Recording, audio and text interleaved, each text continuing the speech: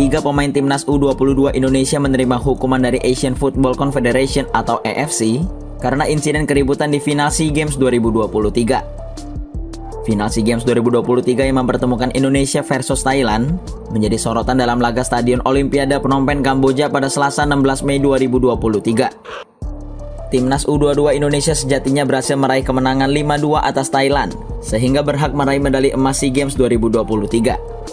Namun terjadi keributan yang melibatkan ofisial tim serta pemain dari kubu timnas Indonesia dan Thailand.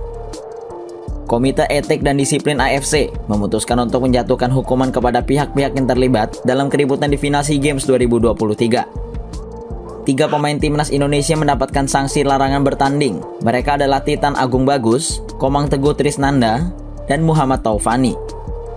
Titan Agung dan Komang dihukum larangan bermain sebanyak 6 laga dan denda $1.000 Amerika Serikat. Sedangkan Taufani dikenakan larangan bermain 6 laga tanpa dijatuhi denda. Ofisial tim Indonesia juga menerima hukuman, diantaranya Tegar Diokta Andias, Sahari Gultom, Ahmad Nizar Karsaranur, dan Muhni Toit Sarnat. Selanjutnya pemain Thailand lainnya, yakni Chaya Pipat Supun Pasuh, Purachet Tot Nasit, dan Tirapa Purweangna terkena sanksi larangan bertanding selama 6 laga.